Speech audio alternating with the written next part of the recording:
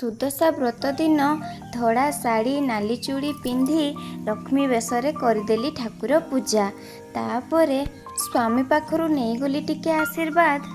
ଆଜି ଭଳିଆ ପବିତ୍ର ଦିନରେ କ୍ଷୀର ପୋଡ଼ପିଠାଟେ କରିଛି। ଆଗକୁ ରଜ ଆସୁଛି, ଆପଣମାନେ ମଧ୍ୟ ଏହାକୁ ଟ୍ରାଏ କରନ୍ତୁ, ଖାଆନ୍ତୁ, କମେଣ୍ଟରେ ମୋତେ ଜଣାଇବେ କେମିତି ଲାଗିଲା।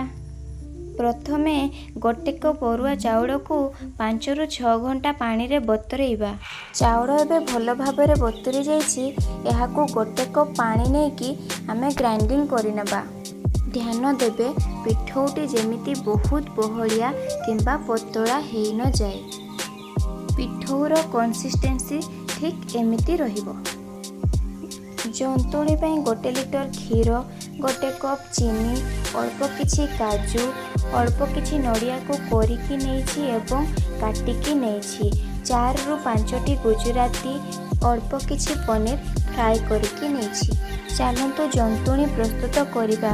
ପ୍ରଥମେ କଢ଼େଇ ଗରମ ହେଇଗଲା ପରେ 2 ଚାମଚ ଘିଅ ନେବା।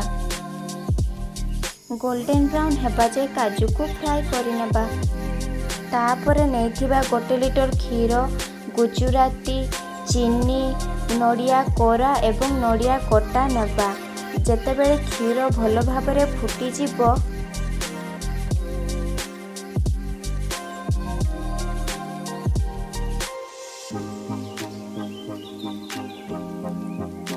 ସେଥିରେ ଫ୍ରାଏଡ୍ ପନିରକୁ ପକାଇ ଦେବା। ଗ୍ୟାସକୁ ଲୋ ଫ୍ଲେମ୍ରେ ରଖି ପିଠଉକୁ ଧୀରେ ଧୀରେ ଆମେ ଏଠି ଆଡ଼୍ କରିବା। ଦେଖନ୍ତୁ ମୁଁ କେଉଁଭଳି କରୁଛି। ପିଠଉଟି ଯେମିତି ଏଇଭଳି ହେବା କଥା। ଯେତେବେଳେ ପିଠଉଟି ଅଳ୍ପ ସିଝିଯିବ, ସେତେବେଳେ ଆମେ କିସମିସ୍ ଆଡ଼୍ କରିଦେବା। କିସମିସ୍ ଆପଣମାନେ ଚାହିଁଲେ ଆଡ଼୍ କରିବେ, ଏଇଟା ଆପଣମାନଙ୍କ ପାଇଁ ଅପସନାଲ୍।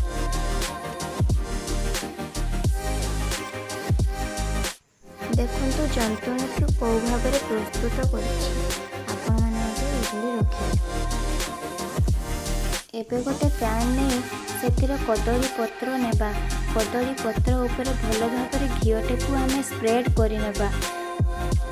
ଏହା ଉପରେ ଜନ୍ତୁଣିକୁ ଭଲ ଭାବରେ ଆମ ହାତ ସାହାଯ୍ୟରେ ସ୍ପ୍ରେଡ୍ କରିନେବା। ପିଠାର ସୁନ୍ଦରତା ଓ ସ୍ୱାଦକୁ ବଢ଼ାଇବା ପାଇଁ କଟା ନଡ଼ିଆ, ଫ୍ରାଏଡ୍ ପନିର, କାଜୁକୁ ସୁନ୍ଦର ଭାବରେ ସଜେଇ ଦେଇଛି। ଶେଷକୁ ଉପରେ ଟିକେ ଘିଅ ଲଗେଇ ଦେବେ। ତାପରେ ଘୋଡ଼େଇ ଦେଇ 20-25 ମିନିଟ୍ ପର୍ଯ୍ୟନ୍ତ ପିଠାକୁ ସିଝିବା ପାଇଁ ଛାଡ଼ିବା। ପିଠା ଯେତେବେଳେ ସିଝିଯିବ, ତାକୁ ଆମେ 10 ମିନିଟ୍ ପାଇଁ ଥଣ୍ଡା ହେବା ପାଇଁ ଛାଡ଼ିବା। ପିଠା ଯେତେବେଳେ ଥଣ୍ଡା ହେଇଯିବ, ତାକୁ ଆମେ ଆସ୍ତେ ଆସ୍ତେ କରି ଓଲଟେଇ ଦେବା ଏବଂ ଏଠାରେ ଥିବା କଦଳୀ ପତ୍ରକୁ କାଢ଼ି ନେବା। କିନ୍ତୁ ପିଠା ଏବେ ପ୍ରସ୍ତୁତ ହେଇଯାଇଛି। ପିଠାଟି ସମ୍ପୂର୍ଣ୍ଣ ଭାବେ ଥଣ୍ଡା ହେଇସାରିଲା ପରେ ଏହାକୁ ଆମେ କାଟିକି ଖାଇବା। ଦେଖନ୍ତୁ ପିଠାଟି କେତେ ନରମ ଏବଂ ସ୍ପଞ୍ଜି ହେଇଛି। ଚ୍ୟାନେଲରେ ନୂଆ ଥିଲେ ଚ୍ୟାନେଲକୁ ଲାଇକ୍, ସେୟାର ଏବଂ ସବସ୍କ୍ରାଇବ୍ କରିଦେବେ। Thank you for watching.